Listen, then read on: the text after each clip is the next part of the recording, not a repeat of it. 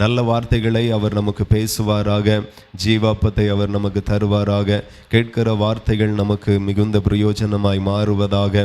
எல்லாரும் திருப்பிக் கொள்ளலாம். 1 சாமுவேல் 14வது அதிகாரம் 37வது வசனத்தில் இருந்து நாம் வாசிக்க கேட்கலாம். 1 சாமுவேல் 14ஆம் அதிகாரம் 37 முதல் 39 வரையிலும். அப்படியே பெலிஸ்தரை தொடர்ந்து போகலாமா?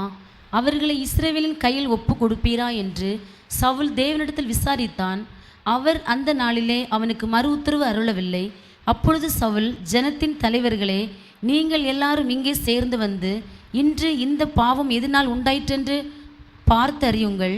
இது என் குமாரனாக யோனத்தானிடத்தில் காணப்பட்டாலும் அவன் சாகவே வேண்டும் என்று இஸ்ரவேலை ரட்சிக்கிற கர்த்தருடைய ஜீவனை கொண்டு சொல்கிறேன் என்றான். சகல ஜனங்களுக்குள்ளும் ஒருவனும் அவனுக்கு பிரதியுத்தரம் சொல்லவில்லை. அல்லேலூயா. தேவனுடைய நாமத்திற்கு மகிமை உண்டாகட்டும். இந்த இடத்துல சவுல் ராஜா பெலிஸ்தரை தொடர்ந்து போகலாமா, அவர்களை இஸ்ரவேலின் கையிலே ஒப்பு கொடுப்பீரா என்று யுத்தத்திற்கு போக முன்னாத கர்த்தரிடத்தில் விசாரிக்கிறார். இது ஒரு நல்ல பழக்கம். அல்லேலூயா. தேவனுடைய பிள்ளைகளுக்கு இருக்க வேண்டிய, பின்பற்ற வேண்டிய ஒரு நல்ல பழக்கம். எதை செய்தாலும் தேவனிடத்தில் விசாரிக்கிறவர்களாக நீங்கள் மாறணும். எதையுமே தன்னுடைய இஷ்டத்திற்கு செய்கிறவர்களாய் மாறிவிடக்கூடாது. தேவன் நம்ம மேல ஒரு பெரிய சித்தத்தை வைத்திருப்பார். அந்த சித்தத்திற்கு நாம் நம்மை ஒப்பு கொடுக்கணும். இன்னைக்கு நிறைய பேர் அதை செய்கிறதில்ல, அதை யோசிக்கிறதில்ல.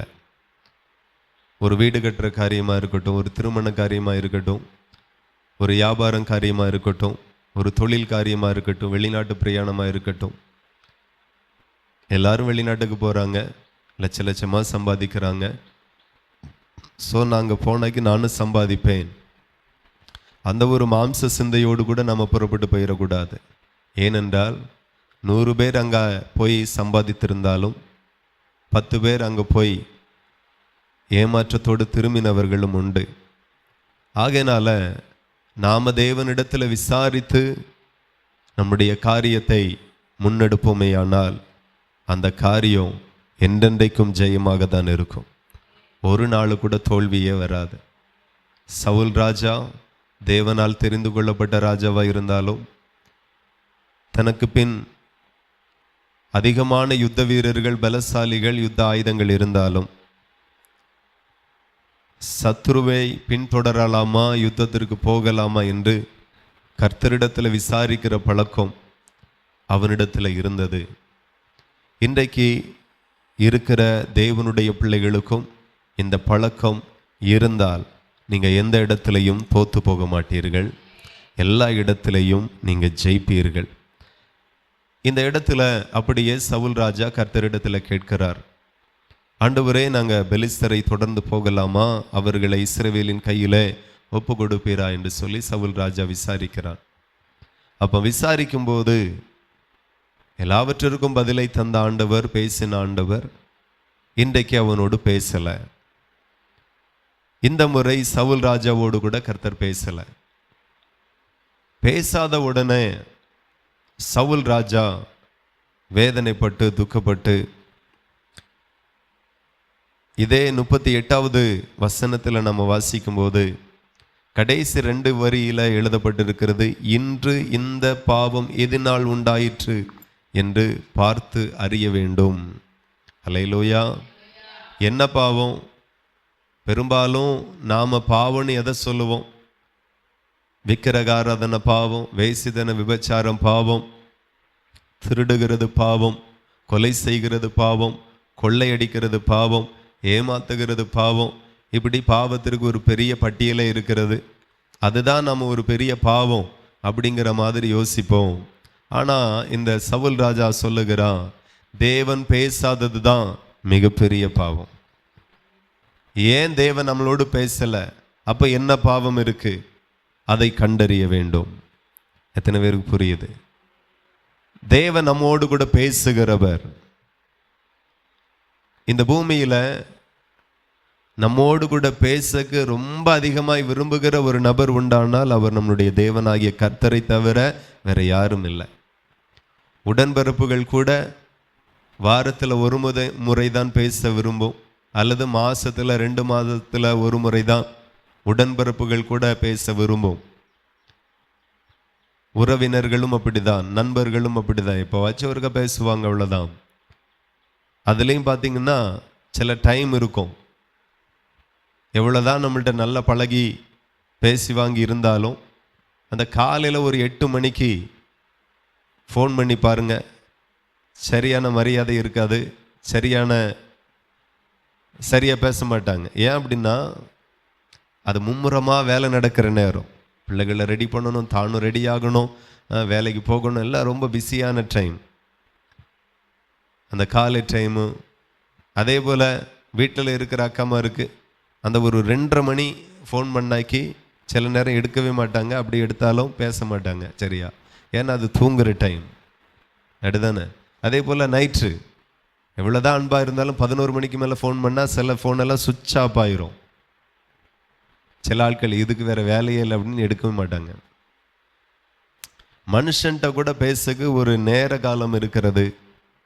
ஆனால் நம்முடைய ஆண்டவர் வாரத்துக்கு ஒரு முறை தான் பேசணும், மாதத்துக்கு ஒரு வாட்டி தான் பேசணும் அப்படிங்கிற எந்த கட்டுப்பாடும் இல்லாமல் எப்போதும் கர்த்தரோடு நாமளும் பேசலாம், எப்போதும் கர்த்தர் நம்மோடும் பேசுவார். இன்னைக்கு எத்தனையோ மனிதர்கள் ரொம்ப பிஸியாக இருக்கும்போது சிலர்கிட்ட பேச மாட்டாங்க. ஆனால் ஆண்டவர் இவ்வளோ பெரிய தேசத்தை கட்டமைத்தவர், இவ்வளோ பெரிய பூமியை கட்டமைத்தவர், இவைகள் எல்லாவற்றையும் சிருஷ்டி கர்த்தராக இருக்கிறார். எப்போ கூப்பிடுங்க, பதில் தர பேச அவர் ஆயத்தமாக இருக்கிறார். அவருக்கு ஒரு டைமிங்கே கிடையாது. நான் நிறைய முறை பார்த்துருக்கிறேன், நடுராத்திரி ஜெபித்தா கூட எனக்கு பதில் கிடைத்திருக்கிறது. அந்த அளவுக்கு ஆண்டவர் என்ன ஃப்ரீயாவா இருக்கிறாரு. ஆனாலும் நீங்கள் முக்கியமானவர்கள் அவருக்கு, நான் அவருக்கு ரொம்ப முக்கியமானவன். அப்படி இல்லாட்ட உங்களை எல்லாம் தெரிந்தெடுத்திருக்க மாட்டார், அப்படி இல்லாவிட்டால் உங்களை மனுஷனாய் சிருஷ்டித்திருக்க மாட்டார். நாம் எல்லாரும் முக்கியமானவர்கள். சவுல் ராஜாவோடு கூட தேவன் மறு உத்தரவு கொடுக்காததை, பேசாததை அவன் சாதாரணமான ஒரு விஷயமா எடுத்துக்கவே இல்லை. இன்னைக்கு நாம நிறைய விஷயத்தை சாதாரணமாக எடுத்துக்கொள்கிறோம். வேதத்தில் எத்தனையோ காரியத்தை சாதாரணமாக நம்ம பார்க்கிறோம். ஆனா சவுல் ராஜா கர்த்தர் தன்னோடு கூட பேசாததை சாதாரணமாக எடுத்துக்கொள்ளல. அப்போ மிகப்பெரிய பாவம் ஏதோ நமக்குள் இருக்கிறது, அதனால அவர் என்னோடு கூட பேசல, நம்மோடு கூட பேசல. நாம விசாரிக்கும் போது அவர் நமக்கு பேசாம, மறு உத்தரவு தராம, ஆலோசனை தராம இருக்கிறார் என்றால் ஏதோ ஒரு பெரிய பாவம் நம்மளிடத்துல இருக்கு. அது என்ன பாவம் என்று கண்டறியுங்கள். அது எனக்குள்ளாக இருந்தாலும் சரி, என் மகனுக்குள்ளாக இருந்தாலும் சரி, கொலை செய்யப்பட வேண்டும். அல்லேலூயா. அப்போ தேவன் நம்மோடு கூட பேசாததை, தேவன் தன்னோடு கூட பேசாததை அவன் மிகப்பெரிய பாவமாய் எண்ணுகிறான். நான் சொல்லுகிறேன், கர்த்தருக்குள்ளாய் வந்திருக்கிற தேவனுடைய பிள்ளைகள், ரட்சிக்கப்பட்ட பிள்ளைகள், ஞானஸ்நானம் எடுத்தப்பட்ட பிள்ளைகள், அபிஷேகம் பெற்ற பிள்ளைகள், ஊழியம் செய்கிறவர்கள் கூட ஒரு அனுபவத்தில் இருக்கணும். வாரத்தில் பல முறை கர்த்தர் நம்மோடு கூட பேசணும். ஆமாம், அந்த அனுபவத்தை நாம் விட்டுறவே கூடாது. பேசலை அப்படின்னா என்ன பிரச்சனை அப்படின்னு கேட்கணும், என்ன பிரச்சனைன்னு கண்டறியணும், அதை விட்டுட்டே இருக்கக்கூடாது. சரீரத்தில் ஒரு சின்ன மாற்றம் வந்தாலே நாம் பரிசோதனை பண்ணி என்ன பிரச்சனை நாம் பார்க்கிறோம். அதை அப்படியே விட்டுட்டா அது அப்படியே நாளுக்கு நாள் கொஞ்சம் கொஞ்சமாக வளர்ந்து வளர்ந்து வளர்ந்து வளர்ந்து ஒரு பெரிய வியாதியில் நாம் அகப்படுவோம். அதே போல தான் கர்த்தர் நம்மோடு கூட பேசலை, இடைபடலை, கோபத்தில் ஆகில 2 வார்த்தை ஆண்டவர் பேசணும், அதுவும் பேசலை அப்படின்னா சிக்கல் தான். என்னை எச்சரிக்கைக்காக ஆகுவது ஆண்டவர் பேசணும். என்னை நேசித்து பேசாட்டாலும் பரவாயில்ல, கோபமாகிலும் ஒரு 2 வார்த்தை பேசணும். நீ முன்ன விட சரியில்லை, ஆமாம், ஆதில் உள்ள அன்பை நீ விட்டுட்ட, நீ பழைய ஆள் கிடையாது, நீ ரொம்ப மாறிட்ட, நீ சரியில்லை, அப்படி ஆகிலும் திட்டுற மாதிரி ஆகிலும் 2 வார்த்தை கர்த்தர் பேசணும், எச்சரிக்கணும். தேவன் நம்மோடு கூட பல வழியில பேசுகிறார். தேவன் பேசுகிற மாதிரி ஒரு சொப்பனம் வரல அப்படின்னா நம்ம ஏதோ ஒரு பெரிய பாவம், ஏதோ ஒரு பெரிய குறை, ஏதோ தேவனுக்கு நமக்கும் உள்ள ஐக்கியம் சரியில்லை, நமக்கும் ஆண்டவருக்கு ஏதோ ஒரு பிரிவினை இருக்கு அப்படிங்கிற மாதிரி தேவனுடைய பிள்ளைகள் எடுத்துக்கொள்ளணும். இந்த பூமியில எந்த உறவுகள் பேசுகிறதோ பேசலையோ நமக்கு பிரச்சனை இல்லை. ஆனா கர்த்தர் நம்மோடு கூட கண்டிப்பா பேசியிருக்கணும். அது ரொம்ப ரொம்ப ரொம்ப முக்கியம். அதுதான் அந்த அவருடைய வார்த்தையில தான் நம்ம வாழ்வே இருக்கிறது, நமக்கு ஜீவனே இருக்கிறது, நமக்கு எதிர்காலமே இருக்கிறது. ஆகையினால மனுஷன் பேசுகிறான், பேசாம போறான், அது பிரச்சனை இல்லை. ஆனா என்னை படைத்த என் தேவன் என்னோடு கூட கண்டிப்பா பேசணும். இல்லாவிட்டா அந்த பாவம் எதனால ஆயிற்று அப்படிங்கிறத கண்டறியணும். அதை தான் சவுல் ராஜா செய்கிறார். இன்னைக்கு நிறைய பேர் அதை குறித்து யோசிக்கிறதே இல்லை. தேவன் சொப்பனத்தோடு பேசினாரா இல்லைன்னா யானி கேட்கணும்.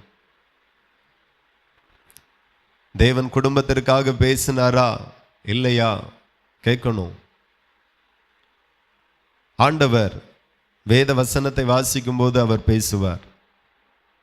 நீங்க தினந்தோறும் வேதத்தை ரொம்ப நேசித்து வாசித்தீங்கன்னா அன்னைக்கு என்ன நடக்கும் என்கிறத ஆண்டவர் கண்டிப்பா ஒரு வார்த்தை பேசுவார். ஹல்லேலூயா. ஆமா, கண்டிப்பா பேசுவார். அதாவது ஒருத்தங்க சொன்னாங்க, ஒரு இடம் வாங்க போகிறோம், நீங்கள் வந்து பார்த்து ஒரு ஜெபம் பண்ணணும் அப்படின்னாங்க. அப்போ சரி வாரு அப்படின்னு. அப்போ காலையில் அதற்காக ஜெபம் பண்ணிட்டு வேதத்தை திறந்து வாசித்தேன். அப்போ அதில் ஒரு வார்த்தை இருந்தது, இந்த இடம் குடியிருப்புக்கு உகந்ததல்ல அப்படின்னு ஒரு வார்த்தை வந்துச்சு. அல்லேலூயா. அவங்கள்ட்ட சொன்னவங்க என்ன சொன்னாங்க, சூப்பரான இடம், வரிசையாக வீடு கட்டிடலாம், ஊர் பக்கத்தில் தான் இருக்கு, பாதெல்லாம் நல்ல பெரிய பாதை எல்லாம் சொன்னாங்க. போய் பார்த்தா இடத்துக்கிட்ட இருந்து என்ன ஒரு இடம் வரைக்கும் வரக்கூடிய பாதை பெரிய பாதை தான். ஆனால் அதுக்கு பிறகு பாதை இல்லை. என்ன பாதை அப்படின்னா ஓடை பாதை. கவர்மெண்ட் இப்படியே கட்டி விட்டுருக்கோம் ஓடை பாதை. ஓடையும் இருக்குது. இப்போ வீடு கட்டி அங்கேருந்து குடியிருந்தா காரில் வந்தால் எப்படி வரணும், பெரிய பாதையில் காரில் வந்துட்டு ஓடை பாதை வரும்போது கீழே இறங்கி நடக்கணும். சரி, அது மட்டுமானு பார்த்தா அங்கே போனால் பெரிய ஹை வால்டேஜ் பெரிய லைன் போகுது. எங்கள் கூடங்குளத்தில் இருந்து வரக்கூடியது, அதுலேருந்து கரெக்டாக கிராஸ் ஆகுது. விவசாயம் பண்ணலாம், ஆனால் குடியிருப்புக்கு உகந்ததல்ல அப்படின்னு ஒரு வார்த்தை. ஆண்டவர் எப்படி பேசினாரோ அப்படியே அங்கே நடந்துச்சு. அல்லேலூயா.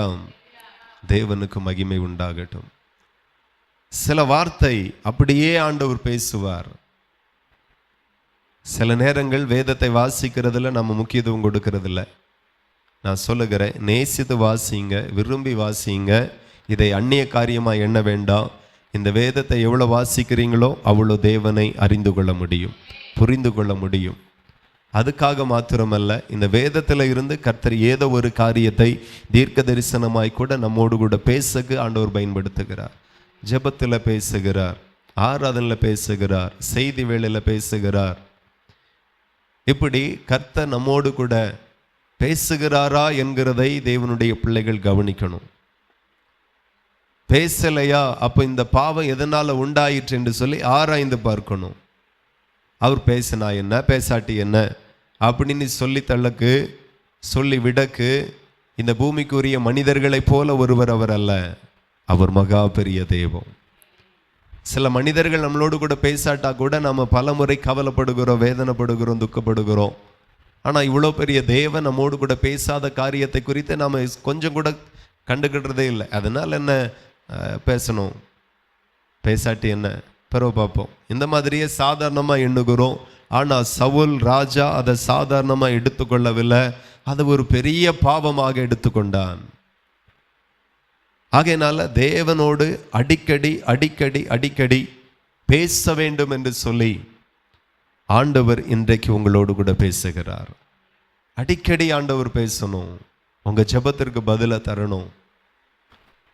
உங்க ஜெபத்திற்கு அவர் பேசணும். நீங்க கேட்கிறதற்கு உத்தரவு கொடுக்கணும். ஏனென்றால் நம்முடைய தேவன் மாத்திரமே ஜீவன் உள்ளவராயிருக்கிறார். நாம் ஆராதிக்கிறவர் ஜீவன் உள்ள தேவன். அவர் பேசுகிறவர். ஒரு காலகட்டம் இருந்தது, அன்றைக்கு தீர்க்கதரிசியனோடு தான் ஆண்டவர் பேசுவார். தீர்க்கதரிசிகளோடு மட்டும்தான் பேசுவார். ஒரு காலம் இருந்துச்சு ராஜாக்களோடு மட்டும்தான் பேசுவார். ஒரு காலம் இருந்துச்சு நியாயாதிபதிகளோடு மட்டும்தான் பேசுவார். ஆனால் இது கிருபையின் காலம், இது கடைசி காலம், இது புதிய ஏற்பாட்டு சபையின் காலம், இது பரிசுத்த ஆவியானவருடைய காலம். இந்த காலத்தில் அவனோடு தான் பேசுவேன், இவரோடு தான் பேசுவேன் அப்படிங்கிறதே இல்லை. எல்லாரோடு பேசுகிற சர்வ வல்லமை உள்ள தேவன் எல்லாரோடு பேச விரும்புகிறார். ஆகவே அடிக்கடி செக் பண்ணி பாருங்க, ஆண்டவர் பேசி எவ்வளோ நாள் ஆச்சு? ஒரு வாரம் ஆச்சுல்ல, ஆண்டவர் பேசாமல் இருக்கிறார். ஒரு வாரம் வரைக்கும் அவர் பேசாமல் இருக்க மாட்டார். ஏனென்றால் வசனம் சொல்லுகிறது தேவன் அன்பாகவே இருக்கிறார். நீங்கள் யாரிடத்துல ரொம்ப அன்பாக இருக்கிறீங்களோ அவங்களால 2 நாளைக்கு ஒரு வாட்டி ஆகிலும் கண்டிப்பாக உங்களோடு பேசுவாங்க, நீங்கள் அவங்களோடு பேசுவீங்க. ஆமாவா இல்லையா? ஆமாம், அதுதான் உண்மை.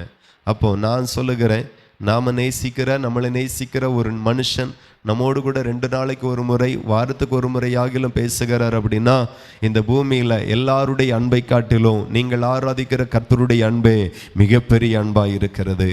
தேவன் அன்பாகவே இருக்கிறார். நீங்கள் அவரை நேசிக்கிறீங்களோ இல்லையோ, அவர் உங்களையும் என்னையும் ரொம்ப ரொம்ப நேசிக்கிறார். அவர் ரொம்ப அன்பான தேவன். அப்போ அவ்வளோ அன்பான தேவன் எப்படி பேசாமல் இருப்பார்? நான் ஜெபிக்கும் போது பேசலை, ஆராதிக்கும் போது பேசலை, தூங்கும் போது பேசலை, எனக்கும் அவருக்கும் ஏதோ ஒரு பெரிய பிரிவினை போல இருக்கிறது, ஏன் பேசாமல் இருக்கிறா கேட்கணும். இன்னைக்கு நிறைய பேர் அதை குறித்து கண்டுக்கிட்டதே இல்லை. ஆனால் சவுல் ராஜா, இந்த பாவம் எதனால உண்டாயிற்று? யார் நிமித்தம் அவர் பேசாமல் இருக்கிறார்? அதுக்கு காரணம் யாரு? என் குமாரனாகிய யோனத்தானிடத்தில் காணப்பட்டாலும் அவன் சாகவே சாக வேண்டும் என்று இஸ்ரவேலுக்கு கட்டளையிடுகிறான். அப்படியே சோதித்ததை அறிகிறான், எதனால என்று சொல்லி. ஸோ இந்த அனுபவம் இன்றைக்கு நமக்குள்ளாய் வருவதாக. நீங்கள் எடுத்து வாசிங்க 1 ராஜாக்கள் 18, 1 ராஜாக்கள் 18ஆம் அதிகாரம் 30வது வசனம். அப்பொழுது எலியா சகல ஜனங்களையும் நோக்கி, என் கிட்டே வாருங்கள் என்றான். சகல ஜனங்களும் அவன் கிட்டே வந்தபோது தகர்க்கப்பட்ட கர்த்தருடைய பலிபீடத்தை அவன் செப்பனிட்டு, உனக்கு இஸ்ரவேல் என்னும் பேர் இருப்பதாக என்று சொல்லி, கர்த்தருடைய வார்த்தையை பெற்ற யாக்கோபுடைய குமாரரால் உண்டான கோத்திரங்களுடைய இலக்கத்தின்படியே 12 கற்களை எடுத்து, அந்த கற்களாலே கர்த்தருடைய நாமத்திற்கு 24வது வசனத்தை வாசித்துட்டு இதை வாசிப்போம். நீங்கள் உங்கள் தேவனுடைய நாமத்தை சொல்லி கூப்பிடுங்கள், நான் கர்த்தருடைய நாமத்தை சொல்லி கூப்பிடுவேன், அப்பொழுது அக்கினினால் உத்தரவு அருளும் தெய்வமே தெய்வம் என்றான். அதற்கு ஜனங்கள் எல்லாரும் அது நல்ல வார்த்தை என்றார்கள். ஹல்லேலூயா. இங்கே எலியா தீர்க்கதரிசி பாகால் தீர்க்கதரிசிகளுக்கு முன்பதாக சொல்லுகிறார், நீங்கள் உங்கள் தேவனுடைய நாமத்தை சொல்லி கூப்பிடுங்க, நான் கர்த்தருடைய நாமத்தை சொல்லி கூப்பிடுவேன், அப்பொழுது அக்கினினால் உத்தரவு அருளும் தெய்வமே தெய்வம் என்றான். ஜனங்கள் எல்லாரும் இது நல்ல வார்த்தை என்றார்கள். ஹல்லேலூயா. ஆமா, இந்த இடத்துல 2 பேருக்கு போட்டி. அக்கினினால பதில் தருகிற தெய்வமே தெய்வம். நம்முடைய தேவன் வெறும் வார்த்தையினால மாத்திரமல்ல, செயல்களினாலேயும் பதிலை தருகிற தேவன். கரங்களை தட்டி ஆண்டவரை மகிமைப்படுத்துவோம். ஹல்லேலூயா. பதிலை காட்டிலும் மிகப்பெரியது செயல். ஆண்டவர் பதிலை மாத்திரம் தந்துட்டு இருக்க மாட்டார், வெறும் வார்த்தையை மாத்திரம் அனுப்ப மாட்டார், அந்த வார்த்தையை நிறைவேற்றி கூட கொடுப்பார். அப்போ அவ்வளோ மகிமையான தெய்வம். அவருக்கும் நமக்கும் நல்ல ஒரு உறவு இருப்பதாக. எலியாவுக்கு ஆண்டவர் பேசும்போது வெறும் வார்த்தையாய் மாத்திரமல்ல, வல்லமையாகவும் இறங்கினார். கர்த்தருடைய ஐக்கியத்தில் வளருங்க, அந்த ஐக்கியம் உங்களை எங்கேயோ கொண்டு போய் வைக்கும். ஆமென். ஆமாம், சில சபைகள் ஐஸ்வர்யத்திற்கு நேராய் நடத்துகிறது, சில சபைகள் சியோன் பரலோகம் அதுக்கு நேராக ஜனங்களை ரொம்ப ஃபோக்கஸ் பண்ணி நடத்துகிறது. சில சபைகள் பூமிக்குரிய காரியங்களுக்கு நேராகவே ஜனங்களை நடத்தி விடுகிறது. கர்த்தரோ எனக்கு கற்றுத்தந்ததின்படி நான் சொல்லுகிறேன், இந்த சபை இன்று முதல் உங்களை சீசர்களாக நடத்தக்கு ஏதுவாய் உங்களை கொண்டு போகும். எத்தனை பேர் மாறுவீங்க? ஹல்லேலூயா. ஆமாம், நான் சொல்லுகிறேன், இந்த பூமிக்குரிய ஐஸ்வர்யம் குப்பையிலும் குப்பைதான். தேவையில்லைன்னு நான் சொல்லலை. வீடு தேவை, பணம் தேவை, ஐஸ்வர்யம் தேவை, சொத்து தேவை, வாகனம் தேவை, எல்லாமே தேவை. ஆனால் இவைகளுக்கு முன்பதாக நான் என் தேவனோடு கூட இருக்கிற ஐக்கியம், அந்த ஐக்கியத்துக்கு முன்பதாக இதெல்லாம் குப்பையும் தூசியுமாக இருக்கிறது. அல்லேலூயா. எப்படி சொல்கிறேன் அப்படின்னா, நான் சொல்லுகிறேன், யோசேப்புக்கு குழியில் தூக்கி போட்ட முதல், விற்று போட்டது முதல், அடிமையாய் விலை போன முதல், சிறைச்சாலைக்குள்ளாய் தள்ளப்பட்டது முதல், அவனிடத்தில் எந்த நன்மையும் இல்லை, எந்த ஐஸ்வர்யம் இல்லை. ஒன்று மாத்திரம் இருந்தது, தேவனோடு உள்ள உறவு, அவரோடு உள்ள ஐக்கியம். அது மாத்திரம்தான் இருந்துச்சு. உறவுன்னு சொல்லக்கு ஒருத்தரும் இல்லை, சொந்தோன்னு சொல்லக்கு ஒன்றுமில்லை. அவ்வளோ தூரத்திற்கு கொண்டு போகப்பட்டான். எல்லா உறவுகளோடும் எல்லாரோடைய ஐக்கியத்தோடும் இருந்து வேறு பிரிக்கப்பட்டான். ஹல்லேலூயா. எப்போதுமே தேவன் ஒரு மனுஷனை தேர்ந்தெடுப்பாரானால் அவனை இப்படியே வேறு பிரித்து தனிமைப்படுத்தி தூர இடத்திற்கு கொண்டு போய் வைத்து அவனை மாணிக்கமாய் கர்த்தர் உருவாக்குவார். ஹல்லேலூயா. மகிமையான கருவியாய் உருவாக்குவார். அப்படியே யோசேப்பு கொண்டு போகப்பட்டான். ஆனால் அங்கே தேவனோடு ஐக்கியமாயிருந்தான், தேவனோடு வாழ்ந்தான். அவனிடத்தில் வெள்ளியும் இல்லை, பொண்ணும் இல்லை, எந்த ஐஸ்வர்யமும் இல்லை, எந்த மேன்மையும் இல்லை, நல்ல படிப்பும் இல்லை, நல்ல வேலையும் இல்லை, நல்ல ஜாபும் இல்லை. ஆனால் கர்த்தரோடு உள்ள ஒரு உறவு, கர்த்தரோடு உள்ள ஒரு ஐக்கியம் அவனுக்கு இருந்துச்சு. நான் சொல்லுகிறேன், இந்த பூமியில் கோடி ரூபாயை காட்டிலும் கிருபை மேலானது, கோடி ரூபாயை காட்டிலும் வரங்கள் மேலானது, கோடி ரூபாயை காட்டிலும் வல்லமை மேலானது, கோடி ரூபாயை காட்டிலும் அபிஷேகம் மேலானது, கர்த்தரோடு உள்ள உறவு மேலானது. நான் சொல்லுகிறேன், வெள்ளியை காட்டிலும், பொன்னை காட்டிலும், ஐஸ்வர்யங்களை காட்டிலும், பணங்களை காட்டிலும் அப்பவோடு கூட இருக்கிறதை அதிகமாய் விரும்புங்க. நான் சொல்லுகிறேன், இவைகளெல்லாம் தேவை உடையவர்களாக இருக்க மாட்டீர்கள், இவைகளெல்லாம் பரிபூர்ணம் உடையவர்களாக இருப்பீங்க. எத்தனை பேருக்கு புரியுது? இன்னைக்கு நமக்கு தேவைப்படுகிறது, இடம் தேவைப்படுகிறது, வாகனம் தேவைப்படுகிறது, காசு பணம் தேவைப்படுகிறது. ஆனால் அவரோடு உள்ள ஐக்கியம் தேவை உடையவர்களாக இருக்க விடவே விடாது. தேவைக்கு அதிகமாய் மற்றவர்களுக்கு கொடுக்கிற அளவுக்கு கர்த்தர் உங்களை மாற்றுவார். ஹல்லேலூயா. யோசேப்பு அப்படிதான் மாறினான். ஒன்றுமில்லை, ஆனால் கர்த்தரோடு உள்ள உறவு இருந்துச்சு. நான் அதான் சொல்லுவேன், 10 ஏக்கர் இடத்தை சம்பாதிக்கிறீங்களோ இல்லையோ, தேவனுடைய ஒரே ஒரு தாளந்தை சம்பாதிங்க, ஒரே ஒரு வரங்களை சம்பாதிங்க. அது உங்களை எங்கேயோ கொண்டு போய்விடும். ஒரு நாள் தேவன் அவனோடு பேசினார், சொப்பனத்தை கொடுத்தார். சில வரங்கள் நமக்கு கிடைக்கும்போது அதை நாம் சொல்லும்போது அதுக்கு மதிப்பே இருக்காது, அதுக்கு வேல்யூவே இருக்காது. அது மூலமாக வளர்ச்சியோ மேன்மையோ ஒன்றும் இருக்காது. பகைதான் வரும். அல்லேலூயா.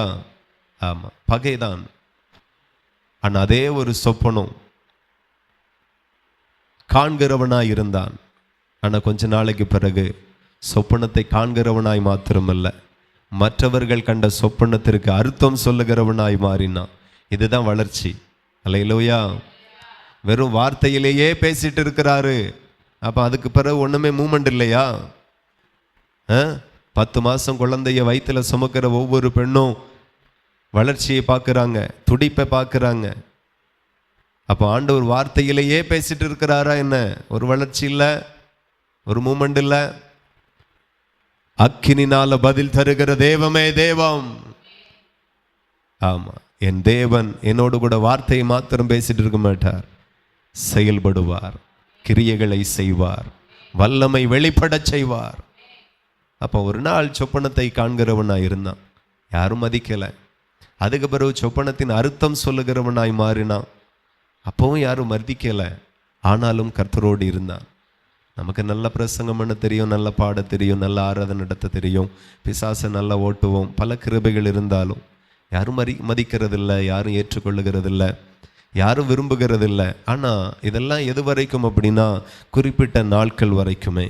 குறிப்பிட்ட காலம் வரைக்குமே. ஆனாலும் இந்த கிருபையை நான் மதிக்கிறேன், இந்த வரங்களை மதிக்கிறேன். இதை இன்னும் விருத்தியடைய நான் என்ன செய்யணுமோ ஆவில நான் அனல் கொண்டு இருக்கிறேன். ஆனால் ஒரு நாள் வரும். யோசேப்புக்கு ஒன்றுமே கிடையாது, சொப்பனம் இருந்துச்சு, அர்த்தம் சொல்லக்கூடிய கிருபையில் வளர்ந்தார். சிறைச்சாலைக்குள்ளா இருந்த அந்த காவலாளிக்கு அர்த்தம் சொன்னான். தன்னோடு கூட இருந்த பானபாத்திரக்காரன் சுயம்பாகிகளின் தலைவனுக்கு அர்த்தம் சொன்னான். ஹல்லேலூயா. வேற எல்லாருக்கும் சிலருக்கு சொல்லியிருப்பான். அவனுக்கு ஒரு காணிக்கையும் கிடைக்கல, ஒரு வெகுமதியும் கிடைக்கல. வாழ்க்கை அப்படிதான் இருந்துச்சு. ஆனாலும் கர்த்தரோடு இருந்தான். இன்னைக்கு இருக்கிற உங்க வாழ்க்கையை பார்க்காதுங்க, இது ஆரம்பம் தான், முடிவு சம்பூர்ணமாக இருக்கும். ஹல்லேலூயா. நான் இவ்வளோ ஜெபிக்கிறேன், இவ்வளோ அனலாக இருக்கிறேன், என் வாழ்க்கையில் மட்டும் ஒன்றும் ஒரு மாற்றமும் இல்லை அப்படின்னு நினைக்காதுங்க. இது ஆரம்பம், இது கர்த்தர் நடத்துகிற பாதை. ஒரு நாள் வரும், இதே பாதையில் சம்பூரணத்தை காண்பீர்கள், பரிபூரணத்தை காண்பீர்கள், கனத்தை காண்பீர்கள், மேன்மையை காண்பீர்கள். கர்த்தரோ உங்களை வாலாக்காமல் தலையாக்கி அழகு பார்க்கிற நாட்கள் மிக சமீபமாய் இருக்கிறது. ஹல்லேலூயா. தேவனோடு இருக்கிற உறவை விட்டுறாதுங்க. ஒன்றுமே இல்லை, ஆனால் நல்ல சொப்பனம் இருக்கிறது. தேவன் சொப்பனத்தோடு பேசின அந்த அனுபவம் இருக்கிறது. ஒன்றுமே இல்லை, ஆனால் சொப்பனத்தினுடைய அர்த்தம் சொல்லக்கூடிய கிருபை இருக்கிறது. வேற ஒன்றுமே இல்லை. வாழ்க்கை பார்த்தா சிறைச்சாலைக்குள்ள இருக்கிறோம், ஆனாலும் சொப்பனத்தின் அர்த்தத்தை சொல்லுகிறவனா இருக்கிறோம். சிறைச்சாலைக்குள்ளா இருக்கிறோம், ஆனாலும் தேவனோடு கூட இருக்கிறவனா இருக்கிறேன். யோசேப்பு சிறைச்சாலைக்குள்ளா இருந்தான், கர்த்தர் அவனோடு கூட இருந்தாராம். அப்ப ரெண்டு பேரும் இப்ப எங்க தான் இருக்கிறாங்க? சிறைச்சாலைக்குள்ளதான் இருக்கிறாங்க. நான் ஏதோ ஒரு சிறைச்சாலைக்குள்ளா இருக்கிறேன், சிறையிருப்புக்குள்ளா இருக்கிறேன், சிறைப்பட்ட வாழ்க்கைக்குள்ளா இருக்கிறேன். ஆனாலும் நான் மட்டும் அல்ல, என் தேவனும் என்னோடு கூட இருக்கிறா. ஏதோ சிறைப்பட்ட வாழ்க்கைக்குள்ளா நீங்க இருக்கிறது உண்மைதான், ஆனாலும் நீங்க மட்டும் இல்ல, உங்களோடு கூட சர்வ வல்லமை உள்ள தேவன் இருக்கிறார். அதே சிறைச்சாலையினுடைய வாழ்க்கைக்குள்ளாக ஒரு உயர்வை கர்த்தர் கட்டளையிட வல்லவராய் இருக்கிறார். நீங்க அவரோடும், அவர் உங்களோடும், நீங்க அவருடைய ஐக்கியத்திலையும், அவர் உங்களுடைய ஐக்கியத்திலையும் இருந்துட்டே இருங்க. இந்த ஐக்கியம் உங்களை எவ்வளவு பெரிய மனுஷனாய் மாற்றும் என்கிறதை உலகத்திற்கு தெரியாது, ஆனால் கர்த்தருக்கு நன்றாய் தெரியும். இதே பாதையில என் பிள்ளையை எவ்வளவு உயரத்திற்கு உயர்த்த போகிறேன் என்று அவருக்கு நன்றாய் தெரியும். ஏற்கனவே உங்களை குறித்து உங்களுடைய எதிர்காலத்தை திட்டமிட்டு வைத்திருக்கிறார். யோசேப்புக்கு ஒண்ணுமே இல்லை, ஆனா சொப்பனை பார்க்கிறான், அர்த்தத்தை சொல்லுகிறான். ஒரு நாள் வந்தது, அவன் சின்ன வயசுல இருந்தே தகப்பன் வீட்டில் இருந்தே சம்பாத்தியம் பண்ணி பண்ணி பண்ணி பண்ணி வைத்தா கூட அவ்வளோ ஐஸ்வர்யம் அவனுக்கு சேர்ந்திருக்காது, அவ்வளோ கனம் வந்திருக்காது, அவ்வளோ மேன்மை வந்திருக்காது. ஆனா ஒரு நாள் ராஜாவுக்கே அர்த்தம் சொல்லுகிறவனாய் கர்த்தர் மாற்றினார். ஒரு நாள் வந்தது, ராஜாவுக்கு அடுத்த சிம்மாசனத்தில் உட்காரும்படி பாக்கியம் வந்தது. எதனால வந்தது? அந்த வரம், அந்த கிருபை, ஆண்டவரோடு உள்ள ஐக்கியம். நான் சொல்லுகிறேன், ரவுடியோடு இருக்கிறவன் ரவுடியா மாறுவான், ரவுடியோடு இருக்கிறவன் குற்றவாளியா மாறுவான், ரவுடியோடு இருக்கிறவன் ஒரு நாள் என்கவுண்டர்ல போட்டு தள்ளப்படுவான். அவ்வளவுதான் அவனுடைய வாழ்க்கை. ஆனால் கர்த்தரோடு இருந்தால் வாழ்க்கை மகிமையாய் மாறும். ஹல்லேலூயா. உங்களுடைய வாழ்க்கை மாறுகிறது நிச்சயம். தேவனோடு இருந்து பாருங்க, அவர் உங்களை எவ்வளவு பெரிய ஆளாக்குவார் நீ உங்களுக்கே தெரியாது. கூடா நட்பு கேடா முடியும் அப்படின்னு சொல்லுவாங்க. ஹல்லேலூயா. ஆமா, சேரக்கூடாத நபரோடு கூட சேர்ந்தா அவனை போல நம்ம வாழ்க்கை நாசமாயிரும். ஆனா நான் கர்த்தரோடு இருக்கிறேன், கர்த்தரோடு ஐக்கியமா இருக்கிறேன், கர்த்தரோடு நான் வாழ்ந்து கொண்டிருக்கிறேன். எப்படி என் வாழ்க்கை ஒன்றுமில்லாமல் முடியும்? வாய்ப்பே கிடையாது. நான் சொல்லுகிறேன், 10 ஏக்கர் இடத்தை காட்டிலும், 10 கோடி ரூபாயை காட்டிலும், 10 கிலோ தங்கத்தை காட்டிலும் தேவனோடு வைத்திருக்கிற அந்த உறவும் ஐக்கியமும் வரங்களும் கிருபைகளும் அதற்கு ஈடாகவே முடியாது. அவ்வளோ மேன்மைக்குரியது. வரங்கள் மேன்மைக்குரியது. ஆண்டவர் பேசுகிற அனுபவம் மேன்மைக்குரியது. அதை ரொம்ப விரும்புங்க, ரொம்ப நேசிங்க, ரொம்ப லவ் பண்ணுங்க. ஆண்டவரே எனக்கு வேணும், நீங்க பேசுகிறதை போல ஒரு பாக்கியம் உண்டா? இன்னைக்கு நிறைய பேர் என்ன அப்படின்னா,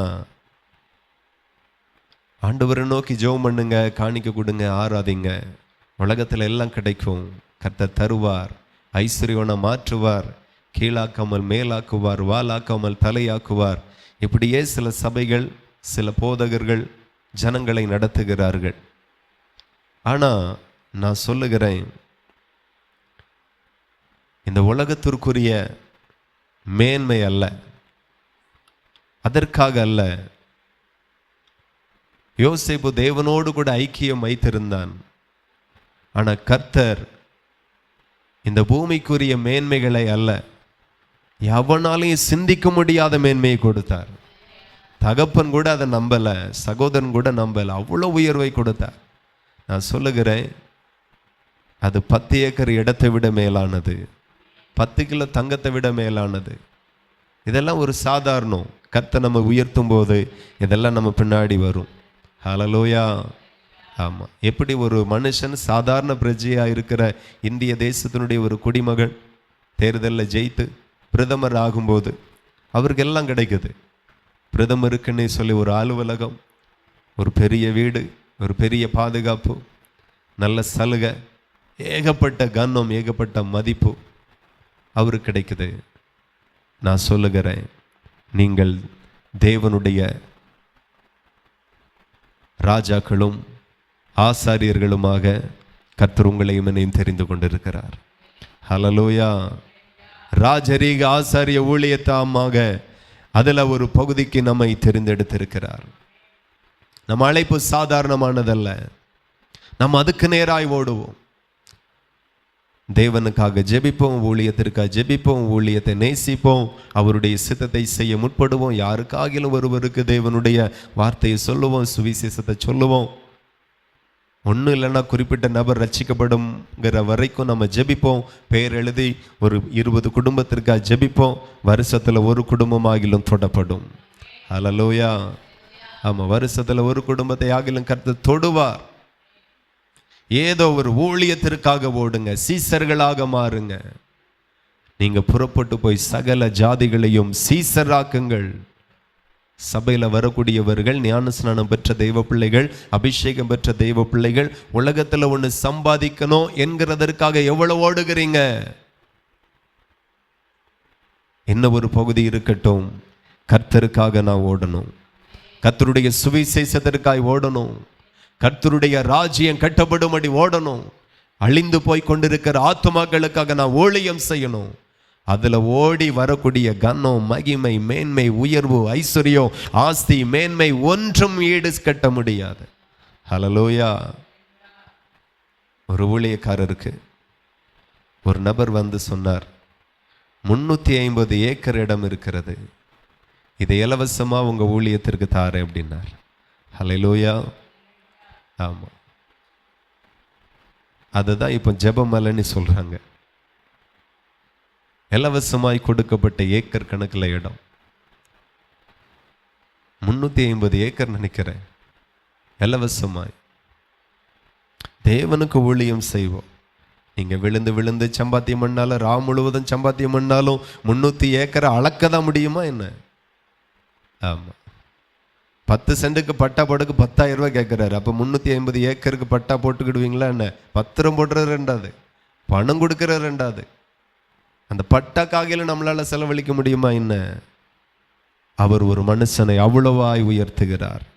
அந்த உயர்வு எங்கிருந்து வருகிறது அப்படின்னா, உங்கள் வேலையில் வராது, உங்கள் திறமையில் வராது, ஊழியத்தில் வரும்.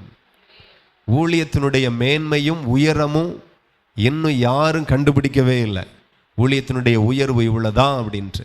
நிறைய பேர் ஊழியத்தினுடைய உயர்வு அப்படி மட்டுப்படுத்தி, ஊழியன்னா கஷ்டம், ஊழியன்னா ட்ரெஸ் இருக்காது, சாப்பாடு இருக்காது, பணம் கிடைக்காது, ஊழியன்னா ரொம்ப கஷ்டம், இப்படியே கொண்டு வந்துட்டாங்க. ஆனால் ஊழியத்தை போல ஒரு மேன்மை, ஊழியம் ஒரு மனுஷனை கொண்டு போகிற உயரத்திற்கு இது நாள் வரையில் எந்த மனுஷனும் அந்த உயர்ச்சத்தை தொட்டதே கிடையாது. ஹல்லேலூயா. என்ன சத்தம் கம்மியாக இருக்கு? ஊழியம். யாரையாகிலும் கர்த்தருக்குள்ளாய் நடத்துங்க. கர்த்தருக்காக எதையாகிலும் செய்யுங்க. சீசர்களாய் மாறுகிற சபையாய் நாம் மாறுவோம். சீசர்களாய் மாறுகிற விசுவாசிகளாய் மாறணும். சகோதரியானாலும் சகோதரனாயானாலும் வாலிபர்களானாலும் திருமணம் முடிந்தவர்களானாலும் யாராயிருந்தாலும் கர்த்தருக்கு ஊழியம் செய்யுங்க. கர்த்தரோடு ஐக்கியமாயிருங்க. ஊழியம் செய்யுங்க. ஆண்டவருக்காக எதையாகிலும் செய்யுங்க. நான் ரட்சிக்கப்பட்ட புதுசில் ஆண்டவரை அறிந்த பிறகு நான் ரொம்ப விரும்பின காரியம் என்ன அப்படின்னா, வாரந்தோறும் யாரையாகிலும் சபைக்கு கூட்டிகிட்டு போகணும் அப்படிங்கிற ஒரு பாரம், ஒரு தாகம் எனக்குள்ளே இருந்துச்சு. அதுக்காகவே ஜெபிப்பேன். அதற்காகவே யாரை கூப்பிட்டு போகலாம், பாம்பே பட்டணத்தில் அப்படி யாரையாகிலும் கூப்பிட்டு போவேன். என்னை நடத்தின போதகருக்கு தெரியும். யாரையாகிலும் கூட்டிட்டு போவேன். விசுவாசியாக இருக்கிற நாட்களிலேயே நிறைய பேருக்கு ஞானஸ்நானம் கொடுத்துருக்கோம். நான் இல்லை, ஞானஸ்நானத்திற்கு நேராய் நடத்தி அவர்கள் ஞானஸ்நானம் பெற்றுக்கொள்ளுகிறது வரையில் நடத்தியிருக்கோம். அந்த வாஞ்சை, ஊழியம் என்கிறது நீங்க செய்கிறதல்ல, நீங்க விரும்பினா அவர் உங்களுக்குள் இருந்து செய்கிறது தான் ஊழியம். எத்தனை பேருக்கு புரியுது?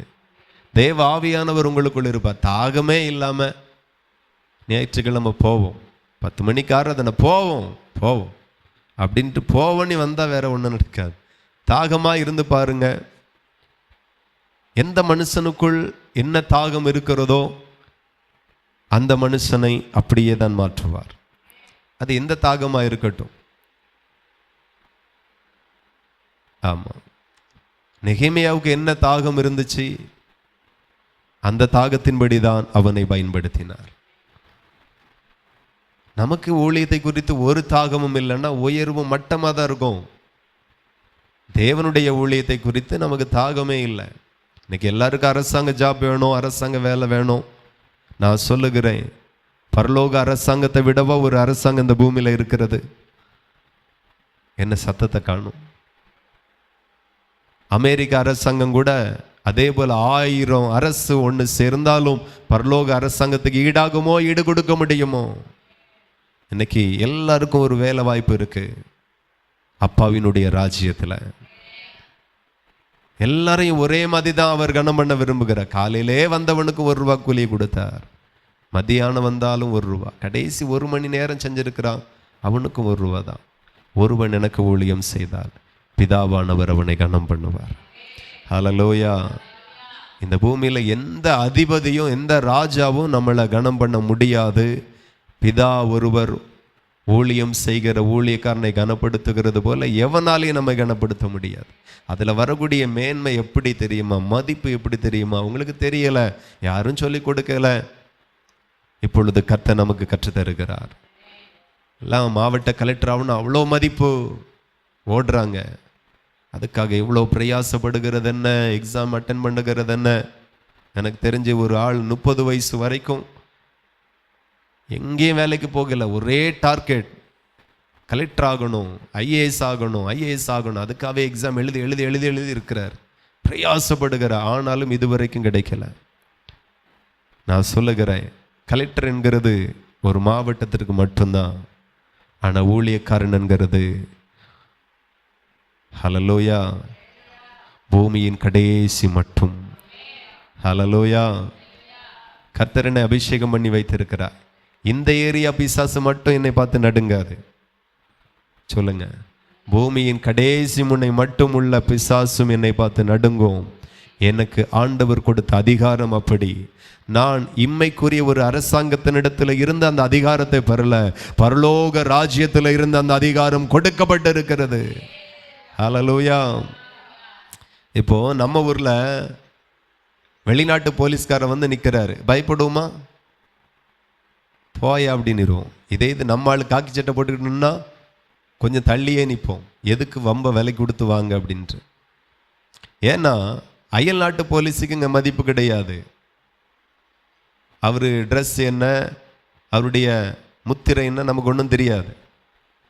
முதல்ல நமக்கே டவுட்டாக இருக்கும், இவர் போலீஸா இல்லை கூர்க்காவா அப்படிங்கிற மாதிரி, இல்லை சிரிப்பு போலீஸா இல்லை நாடகத்தில் வந்து இருக்கிறாரா, யாரோ ஒரு ஆள் போகிறார் அப்படிங்கிற மாதிரி நினச்சிக்குவோம். ஆனால் இந்த இடத்தின் போலீஸ்காரன் நம்ம அடையாளம் கண்டுக்குவோம், பயப்படுவோம். ஹல்லேலூயா. பூமியின் கடைசி முனை மட்டும் ஆண்டவர் கொடுக்கிற வரம், அதிகாரம், வல்லமை, கிருபை எல்லாம் பூமியின் கடைசி முனை மட்டும் செயல்படும். ஸோ ரொம்ப விசுவாசிங்க, விரும்புங்க. உங்கள் மேன்மை, உங்கள் ஆசீர்வாதம், உங்கள் செழிப்பு கர்த்தருடைய ஊழியத்திற்குள் இருக்கிறது. கர்த்தருக்காய் பணி செய்கிறதுல இருக்கிறது. ஏதாவது ஒரு பணியை செய்யுங்க, கர்த்தருக்கென்று சொல்லி செய்யுங்க. இந்த உபவாச நாட்கள் அந்த ஒரு பாரம் நமக்குள்ளாய் வரட்டும். எப்போதுமே பெரும்பாலும் விசுவாசிகளுக்குள்ளாக தன்னை குறித்து பாரம், தன் குடும்பத்தை குறித்து பாரம், தன்னுடைய பிள்ளைகளை குறித்து பாரம். ஐயோ கல்யாணம் முடியலையே. பிசாசானவன் எப்பவுமே இந்த உலக பாரத்திலேயே நம்மளை அமிழ்த்தி வைத்திருக்கிறான். ஹல்லேலூயா. உலக பாரத்திலேயே நம்மளை அமிழ்த்து வைக்கிறான். இது கூடாது. நமக்கு பாரோன்னு ஒன்று இருந்துன்னா, ஐயோ ஜனங்கள் ரட்சிக்கப்படலையே, தேசம் ரட்சிக்கப்படலையே, தேசம் அழிக்கப்படுகிறதே, ஐயோ மனம் திரும்பலை, அந்த ஒரு பாரம் தான் வரணுமே தவிர, பணம் இல்லை, கடன் இருக்கு, நம்ம உலகத்துக்காய் ஓட ஓட ஓட உலக பாரங்களும் கவலைகளும் கஷ்டங்களும் வேதனைகளும் நம்மளை நெருக்கி கொண்டே இருக்கும். நம்ம டார்கெட் உலகத்தை தாண்டினதாக இருப்பதாக, நம்ம லக்கு உலகத்தை தாண்டினதாக இருப்பதாக.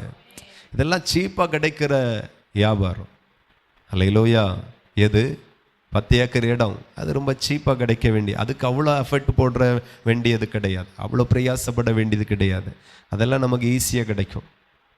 இவ்வளோ பணம் தேவை, இவ்வளோ வீடு தேவை, அதெல்லாம் அதாவது நட்டாததை நடாததை அறுக்கும்படி உதவி செய்வார். ஹல்லேலூயா. கட்டாத வீட்டில் குடியேற்ற ஆண்டவர் உதவி செய்வார். நம்மை நடத்துகிற விதங்கள் எல்லாம் வேற மாதிரி. நாம நாளுக்கு நாள் முன்னேற்றத்தை எதிர்பார்க்கிறோம். ஒரே நாள் 10 தலைமுறையும் காணாத மேன்மையை கர்த்தர் யோசேப்புக்கு கொடுத்தார். ஒரே நாள் கொடுத்தார். உயர்வுங்கிறது கொஞ்சம் கொஞ்சமா அல்ல, ஒரே நாள், ஒரே செகண்ட், ஒரே நொடி பொழுதுல கர்த்தர் எல்லா மேன்மையும் கொடுப்பார். கர்த்தரோடு இருக்கிற ஐக்கியத்தை சாதாரணமாய் பார்க்காதுங்க, அசாதாரணமாய் பாருங்க. அவர் ரொம்ப மகிமையான தெய்வம், மகிமையானவர். ஹல்லேலூயா. தேவனுக்கு மகிமை உண்டாகட்டும். ஆகவே தேவனுடைய பிள்ளைகள் ஊழியத்தில் ஒரு பெரிய ஆசீர்வாதம் இருக்கிறது. சீசர்களாய் மாறுங்க, கிறிஸ்துவுக்கு சீசர்களாய் மாறுங்க. கர்த்தர் அதையே விரும்புகிறார். கர்த்தர் உங்களை அப்படியே ஆசீர்வதிப்பாராக. மீதி செய்தி நாளைக்கு பார்ப்போம். ஹல்லேலூயா. அப்படியே ஒப்பு கொடுத்து கர்த்தருக்கு முன்பதாக ஆத்தும பாரத்தை தாருங்க, ஊழிய பாரத்தை தாருங்க, சபை குறித்த ஒரு பாரத்தை தாருங்க, அழிந்து போகிற ஆத்துமாக்களை குறித்த ஒரு பாரம், இயேசு கிறிஸ்துவனுடைய வருகை குறித்ததான ஒரு பாரம். ஹல்லேலூயா. நீ ஆயத்தப்படு, உன்னோடு கூட சேர்ந்து மற்றவர்களும் ஆயத்தப்படணும், அவர்களை நீ ஆயத்தப்படுத்தணும். ஹல்லேலூயா. ஒப்பு கொடுங்க. ஸ்தோத்திரம். ஹல்லேலூயா. எதற்கு உலக கவலை, உலக ஐஸ்வர்யத்தின் மேலே எதற்கு நமக்கு மயக்கம்? இதெல்லாம் நமக்கு சாதாரணமாக கிடைக்கக்கூடியது.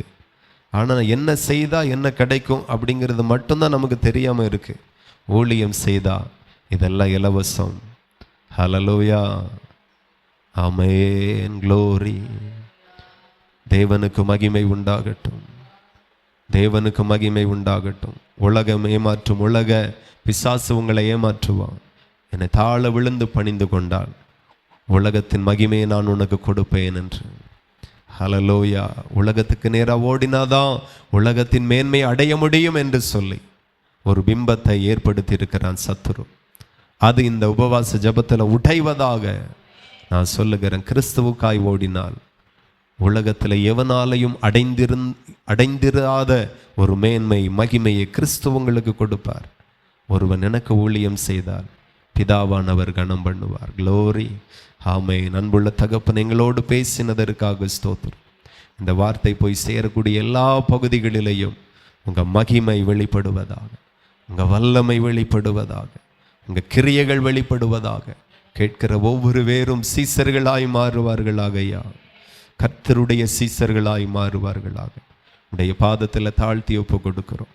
வந்திருக்கிற எல்லாரையும் ஆசீர்வதிங்க, உயர்த்துங்க. இயேசுவின் நாமத்தில் ஜெபிக்கிறோம், ஜெபங்களும் நல்ல பிதாவே, ஆமேன் ஆமேன். ஆத்துமாவே கர்த்தரை ஸ்தோத்திரி, என் முழு உள்ளமே பரிசுத்த நாமத்தை ஸ்தோத்திரி. என் ஆத்துமாவே கர்த்தரை ஸ்தோத்திரி, கர்த்தர் செய்த சகல உபகாரங்களை மறவாதே. ஆமேன். ஹல்லேலூயா. கர்த்தர் உங்களை ஆசீர்வதிப்பார்.